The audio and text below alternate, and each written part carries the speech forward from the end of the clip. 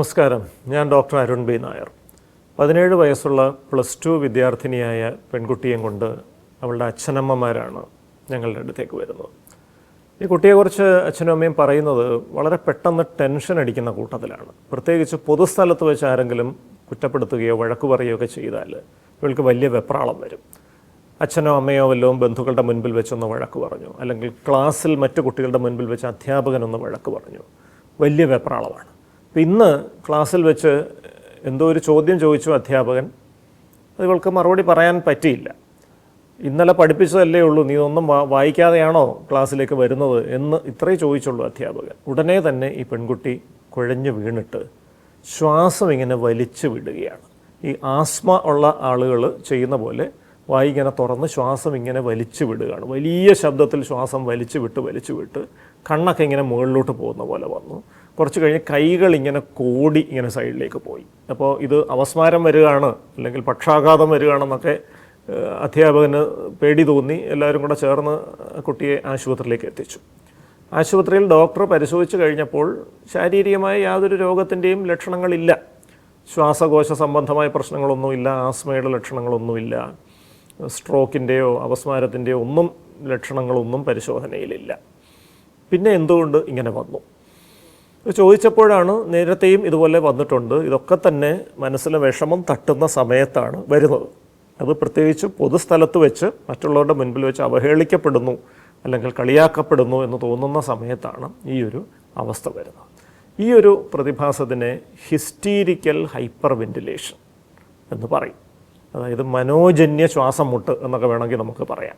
മനസ്സിന് ഒരു സമ്മർദ്ദം വരുമ്പോൾ അത് പലരിൽ പല രൂപത്തിലാണ് പ്രകടമാവുന്നത്. ചിലരിൽ അത് വൈകാരിക ലക്ഷണങ്ങളായിട്ട് കരച്ചിലായിട്ടും ദേഷ്യമായിട്ടും ഒക്കെ പ്രകടമാകാം.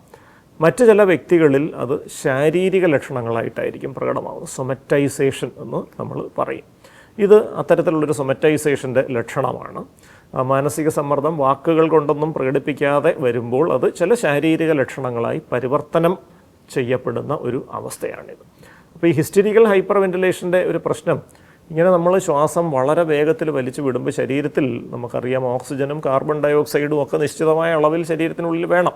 ഈ കാർബൺ ഡയോക്സൈഡിന് പ്രധാനപ്പെട്ട ഒരു ധർമ്മം നിർവഹിക്കാനുണ്ട്. ബൈകാർബണേറ്റ് എന്നൊക്കെ പറഞ്ഞിട്ടുള്ള ലവണ വ്യവസ്ഥിതിയിലൊക്കെ ഈ കാർബൺ ഡയോക്സൈഡ് എന്ന് പറയുന്ന ഒരു വാതകത്തിന് ഒരു നിശ്ചിതമായ പങ്ക് വഹിക്കാനുണ്ട്. ഇപ്പോൾ ശരീരത്തിലെ ഈ കാർബൺ ഡയോക്സൈഡ് പൂർണ്ണമായിട്ടും ഇങ്ങനെ വാഷ് ഔട്ട് ചെയ്ത് പോയി കഴിഞ്ഞാൽ നമ്മുടെ ശരീരത്തിൻ്റെ ലവണ വ്യവസ്ഥിതിയിൽ ചില തകരാറുകൾ വരും.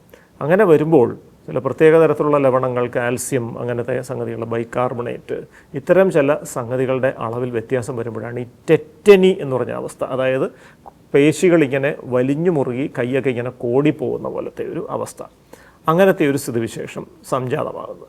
പലപ്പോഴും ഈ ഹൈപ്പർ വെന്റിലേഷൻ അങ്ങ് മാറിക്കഴിയുമ്പോൾ ഈ ടെറ്റനി എന്ന് പറയുന്ന അവസ്ഥയും സ്വാഭാവികമായിട്ട് മാറുകയും ചെയ്യും. അപ്പോൾ ഇത്തരത്തിൽ ഹൈപ്പർ വെന്റിലേറ്റ് ചെയ്യുന്ന ഒരു വ്യക്തിക്ക് പെട്ടെന്ന് ഹൈപ്പർ വെന്റിലേഷൻ ഇല്ലാതാകാൻ നമുക്ക് ചെയ്യാവുന്ന ഒരു പ്രയോഗം, ഒരു പ്ലാസ്റ്റിക് കവർ. ആ പ്ലാസ്റ്റിക് കവർ ആ വ്യക്തിയുടെ മൂക്കും വായും മറയുന്ന രീതിയിൽ ഇങ്ങനെ വെച്ച് കൊടുക്കുക എന്നുള്ളതാണ്. ആ പ്ലാസ്റ്റിക് കവറിലോട്ട് ശ്വാസം പോയിട്ട് തിരിച്ചു വന്ന് കയറാനുള്ളൊരു സൗകര്യം കൊടുക്കുക. ഒരിക്കലും പ്ലാസ്റ്റിക് കവർ തലയിലൂടെ ഇങ്ങനെ ഇടരുത്. മുഖത്തിൻ്റെ മുമ്പിലേക്ക് വായും മൂക്കും മൂടുന്ന രീതിയിലേക്കേ വെക്കാവൂ. അപ്പോൾ അതിനകത്തോട്ട് പോകുന്ന ഈ ശ്വാസവായു തിരിച്ച് അങ്ങോട്ട് തന്നെ കയറുന്നതുകൊണ്ട് ഈ കാർബൺ ഡയോക്സൈഡ് വാഷ് ഔട്ട് പോലത്തെ അവസ്ഥകൾ വരികയില്ല. ഈ ടെറ്റനി പോലത്തെ അവസ്ഥയിലേക്ക് അത് പോവുകയുമില്ല. അപ്പോൾ ഇതാണ് പെട്ടെന്ന് ആ ലക്ഷണം ഇല്ലാതെയാക്കാൻ നമുക്ക് ചെയ്യാവുന്ന കാര്യം. പക്ഷേ എന്തുകൊണ്ട് ഈ ഒരു പ്രവണത വരുന്നു? തീർച്ചയായിട്ടും അതിൻ്റെ പുറകിൽ തീവ്രമായ മാനസിക സമ്മർദ്ദമാണുള്ളത്. അതുകൊണ്ട് ആ മാനസിക സമ്മർദ്ദത്തിന് കാരണമായ ഘടകങ്ങൾ മനസ്സിലാക്കി ഇത് കൃത്യമായി ചികിത്സയിലൂടെ പരിഹരിക്കേണ്ടതുണ്ട്.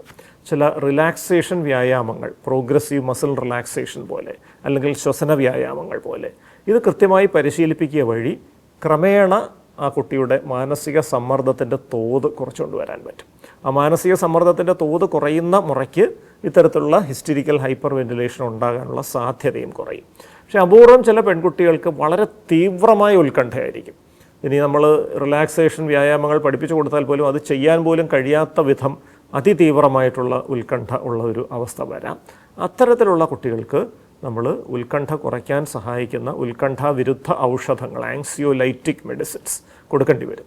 നമ്മുടെ തലച്ചോറിലെ ഗാമ അമൈനോ ബ്യൂട്ടൈറിക് ആസിഡ് എന്ന രാസവസ്തുവിൻ്റെ അളവ് ക്രമീകരിക്കാൻ സഹായിക്കുന്ന മരുന്നുകളാണ് ഇതിനു വേണ്ടി പ്രധാനമായിട്ട് ഉപയോഗിക്കുന്നത്. ആ മരുന്നുകൾ കൊടുക്കുമ്പോൾ തന്നെ ഉത്കണ്ഠ കുറയും.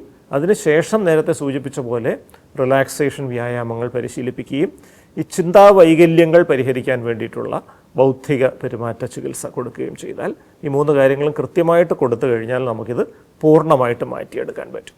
പക്ഷേ പലപ്പോഴും നമ്മളിത് അവഗണിച്ചു പോയി കഴിഞ്ഞാൽ ഇത് വീണ്ടും വീണ്ടും വർദ്ധിച്ചു വന്ന് അത് പൊതുസ്ഥലത്ത് വെച്ച് പല പ്രാവശ്യം പ്രകടമായി പഠനത്തെയും ജീവിതത്തെയും ഒക്കെ ബാധിക്കുന്ന അവസ്ഥയിലേക്ക് പോകാം.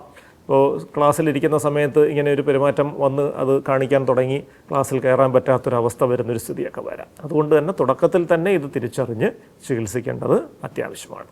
നമസ്കാരം.